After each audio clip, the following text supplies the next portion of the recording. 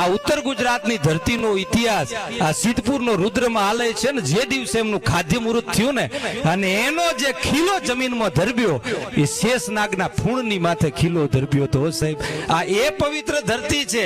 વેદ શાસ્ત્રમાં એવું કીધું છે કે પ્રયાગ હોય અરે ગંગાજી હોય ગમે ત્યાંથી પણ આ સિદ્ધપુરની ધરતીથી સ્વર્ગનું અંતર માત્ર એક વેદ જેટલું છે। આ સિદ્ધપુર નું બિંદુ સરોવર છે ને સાહેબ એ માત્ર બિંદુ સરોવર નથી, સિદ્ધપુર છે એ આખા જગતના સમગ્ર વિશ્વનું આધાર બિંદુ છે।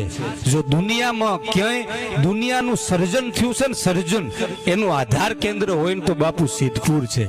બ્રહ્માના માનસ પુત્ર કદર્પ ઋષિથી માંડી અને એમના પુત્રીઓથી માંડી એ સાત પુત્રીઓનું જ્યારે વિવાહ થાય ને લગ્ન એમાંથી આખી દુનિયાની ઉત્પત્તિ થઈ, એમાં 7 ખંડની રચના થઈ। વસુધૈવ કુટુંબકમ આપણા શાસ્ત્ર જ્યારે વેદ કહે છે ને પણ એની ઉત્પત્તિ આ સિદ્ધપુરમાંથી છે।